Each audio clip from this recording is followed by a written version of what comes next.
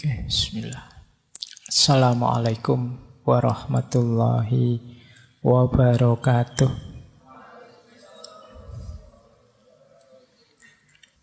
Bismillah, mari kita lanjutkan pembahasan kita, ngaji filsafat kita.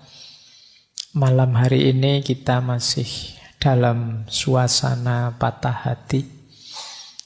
Temanya juga tema patah hati. Meskipun ini harusnya minggu-minggu Valentine ya. Yang lain merayakan jatuh cinta, kita merayakan patah hati. Tidak apa-apa. Kelihatannya lebih perlu ditemani mereka yang sedang patah hati. Kalau yang jatuh cinta kan tidak butuh ditemani. Mereka malah suka kalau kita tinggal berdua saja. Maka bulan ini kita belajar menemani mereka yang patah hati. Nah, malam hari ini kita akan belajar bagaimana cara mengelola patah hati versi filsafat stoikisme. Sebelum minggu depan kita pungkasi dengan bagaimana mengelola patah hati versi sufisme, versinya tasawuf. Ini stoikisme ini kan belakangan masyhur sekali, populer sekali. Saya tidak tahu kenapa bisa begitu, karena menurut hemat saya filsafatnya stoik ini cocok untuk dipakai mereka yang sedang galau. Mereka mungkin termasuk yang sedang patah hati, termasuk yang menghadapi masalah. Stoikisme enak untuk menguatkan diri. Sering saya bilang yang namanya gagasan, pemikiran, filsafat, apapun itu kita harus ngerti dosisnya, porsi dan proporsinya. Dari situ kita bisa mengambil banyak manfaat. Kapan kita harus agak agresif seperti Nietzsche, agak tenang seperti orang-orang stoik, kapan kita harus agak kritis seperti orang-orang dari tradisi filsafat modern awal dan lain sebagainya. Baik, kita awali ya materi malam hari ini tentang stoik. Seperti apa sih orang stoik itu kalau sedang patah hati? Bismillah ya, kita mulai. Saya awali dari sini ya. Saya tidak sengaja tadi membaca bukunya Catherine Rando tentang 7 tipe kepribadian. Salah satu di antara 7 ini tipe stoik. Nanti kita lihat ya, teman-teman ini kepribadian yang bagaimana. Jadi ada 7 tipe kepribadian. Yang pertama idealis, yang kedua realis, yang ketiga pragmatis, yang keempat visioner, yang kelima dissenter, yang keenam kuesioner, dan yang ketujuh stoik. Jadi ada 7 tipe. Sebenarnya banyak teori-teori semacam ini, tapi coba kita lihat yang versi ini ya. Nanti untuk bahan introspeksi kita, aku itu orang yang seperti apa? Yang nomor 1 orang idealis. Idealis itu orang yang punya keyakinan bahwa ada sesuatu yang harus dan pasti terjadi. Ini orang idealis. Hidupnya harus begini, harus begitu, itu orang idealis. Nah, orang seperti ini itu bagus, tapi kadang-kadang dia jadi rentan. Ketika cocok dengan idealismenya, itu dia terus mudah dipengaruhi. Dalam rangka mewujudkan idealismenya itu dia jadi rentan. Kadang-kadang mudah tertipu, mudah dipengaruhi. Nah, ini yang sering dimanfaatkan oleh promosi-promosi dan lain sebagainya. Misalnya kalian punya idealisme, apalah, punya tubuh yang ideal, body goal misalnya. Hari ini kan banyak istilah-istilah seperti itu. Terus kamu diet lah, senam lah, dan lain sebagainya demi ini. Tidak salah, tapi kadang-kadang ada sampai tataran idealis, harus begitu, harus begini. Nah ini kita rentan mudah dimanipulasi. Jadi mudah ditipu orang karena idealisme kita. Yang kedua, kadang-kadang para idealis ini mimpinya besar, agak jauh dari realitas. Namanya idealis, kata dasarnya ide, hidupnya di angan-angan. Nah, ini yang sering jadi masalah. Karena ya betapapun kita harus menghadapi kenyataan. Ada banyak di sekeliling kita orang-orang yang terjebak dalam idealismenya dan sulit menghadapi kenyataan hidup.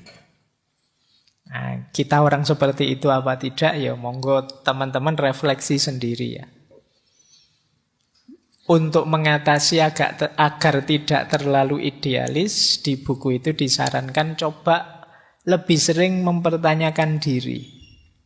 Lebih sering mengambil jarak, kemudian berefleksi, apa seharusnya aku begini? Apa seharusnya dalam hidup itu seperti ini? Nah ini bagi orang-orang yang merasa idealis. Ya sopo ngerti nanti tiba-tiba temanmu mengkritik dirimu, wah kamu itu terlalu idealis. Nah coba kamu refleksi ya. Aku disebut idealis itu kira-kira di titik mana? Mana dari ideku atau gagasanku yang tidak membumi? Ini tipe pertama. Biasanya mahasiswa-mahasiswa banyak yang tipenya idealis. Masih pikirannya melangit. Nah, itu cirinya idealis. Ya enggak apa-apa, memang semangat muda kan begitu. Ingin mengubah dunia. Baik, yang kedua, kebalikannya idealis. Kelompok realis. Kelompok realis ini berhenti hanya pada fakta dan kenyataan. Tidak punya visi ke depan. Tidak suka hal-hal yang emosional, perubahan, pengembangan, dan lain sebagainya. Ini orang realis. Ya kalau kalian kadang-kadang kan ketika terlalu idealis, terus temenmu ngajak, mbok kita itu yang realistis. Nah, tapi kalau kebablasan realistis, kita jadi orang realis. Orang realis itu ya wis, pokoknya hidup ini lihat saja kenyataan apa adanya dan terima. Nah, orang realis ini kesulitannya orang-orang semacam ini berhenti pada fakta, berhenti pada kenyataan. Dia tidak punya mimpi besar. Jadi hidupnya ya sudahlah, hidup mengalir sajalah, diikuti saja kenyataan hidup. Kalau kalian punya prinsip seperti ini, kemungkinan kamu termasuk kelompok realis. Diterima saja kenyataan kalau kita itu situasinya begini, kalau kita itu dari banyak sisi menyedihkan, mengenaskan. Nah ini biasanya ciri-ciri cara berpikir seperti ini, cirinya orang realis. Kalau teman-teman punya gaya berpikir seperti ini, yo, ayo introspeksi ya. Bukan berarti hidup itu berarti kita tidak realistis, Pak. Yo yang realistis, tapi jangan berlebihan di situ. Kenyataan harus kita terima, tapi bukan berarti kita menyerah, tidak berjuang, tidak punya cita-cita, tidak punya visi ke depan lagi. Baik, itu kebalikannya idealis. Ini orang-orang realis. Kalau di buku itu disarankan coba sekali-sekali kita bertindak sesuai mimpi kita, keinginan kita. Sekali-sekali punyalah mimpi, sekali-sekali hidupkan intuisi kita untuk bermimpi. Nah, kadang-kadang kan orang itu bermimpi saja tidak berani. Kamu kan mungkin kadang-kadang pingin ini, pingin itu, tapi kamu tepis sendiri. Ah, apa ya mungkin? Saya itu pingin kaya raya, Pak. Punya pasangan cakep, punya anak-anak yang hebat-hebat, rumahku tingkat sekian, terus wah kamu kadang-kadang Terus kamu potong sendiri, cuma mimpi. Dan kamu buang mimpi itu. Mimpi saja kamu tidak berani. Wong mimpi itu gratis. Kapan lagi kamu seneng kalau tidak dalam mimpi?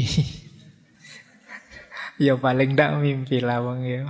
Jangan sampai nanti ada larangan mimpi, kamu susah lagi nanti. Mumpung masih bisa bermimpi, ayo mimpilah. Mumpung bisa bahagia dalam mimpi, ya lumayan. Ada sisi bahagianya hidup kita meskipun dalam mimpi. Oke, banyak orang yang mimpi saja tidak berani. Kamu bermimpilah setinggi langit tidak apa-apa, tapi ketika menjalani hidup ya pertimbangkan kenyataan juga. Biar tidak terjebak jadi orang realis atau orang idealis. Ada lagi yang ketiga, pragmatis. Kalau pragmatis ini definisinya orang yang bisa realis, bisa idealis, tergantung tujuannya. Ada yang mendefinisikan begini, kalau idealis itu menolak sisi praktis demi prinsip-prinsip. Kalau pragmatis itu menolak prinsip-prinsip demi yang praktis-praktis. Orang sering bilang orang pragmatis itu yang penting tujuannya. Jadi dia bisa saja sangat idealis, bisa saja sangat realistis, tergantung tujuannya apa. Ini pragmatis. Jadi sudahlah Pak, yang penting kan saya paham. Nah, sudahlah Pak, yang penting kan saya bisa kaya. Yang penting kan mimpiku terwujud. Ini namanya pragmatis. Fokus pada hasil. Entah lewat jalan apa. Ini pragmatis. Saya materi kuliah tidak terlalu paham sih Pak, tapi gampang lah nanti saya ke rumah dosennya bawa salak 55 kilo terus sama apa. Nanti kan dosennya mesti agak kasihan, mosok nggak dilulus ke. Nah ini gaya orang pragmatis kadang-kadang. Yang penting tujuannya terpenuhi. Ya coba kita sering tidak bergaya seperti ini. Mengambil strategi hidup seperti orang pragmatis. Kadang-kadang idealis juga orang pragmatis kalau memang tujuannya seputar itu.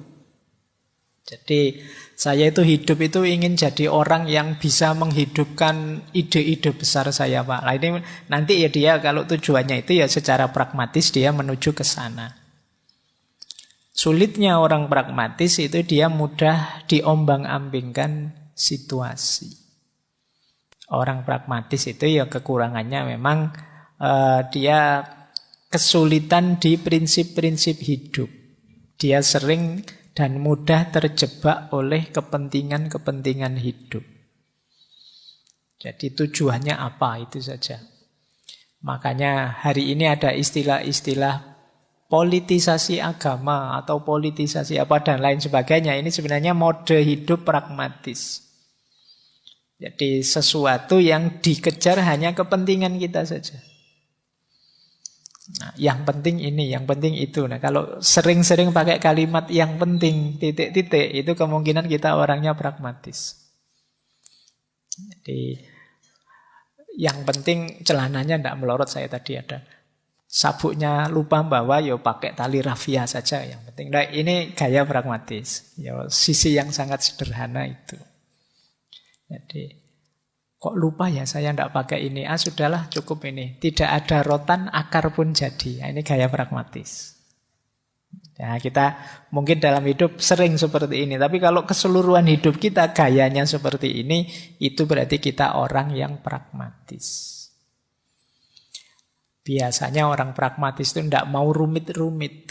Ngapain sih dibahas rumit-rumit, susah-susah. Intinya kan nilai toh. Ya sudahlah, yang penting nilainya bagus, beres lah. Nah ini orangnya pragmatis. Jadi kuliah kok rajin amat, kan absen itu 75%. Yang 25 kan kita bisa bolos, santai saja lah. Ini cara berpikir yang pragmatis, yang penting kan bisa ikut ujian 75%. Nah ini tipe kepribadian ketiga. Biasanya ya suka, yang penting apa, pokoknya apa. Nah ini gaya pragmatis. Ada yang keempat, visioner.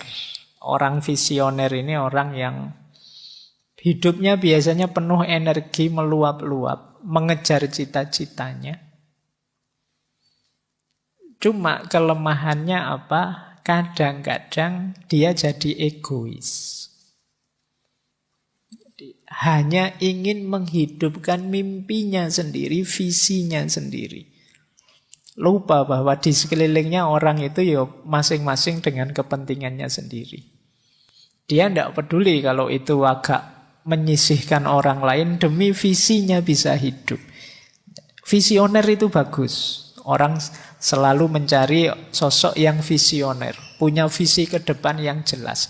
Tapi kalau tidak hati-hati, menghidupkan visi itu terjebak pada egoisme. Kalau terlalu fokus di situ. Hidup ini kompleks, hidup ini multidimensi. Kadang-kadang kita lupa, kita anggap hidup itu ya hanya tentang visi kita saja. Oke.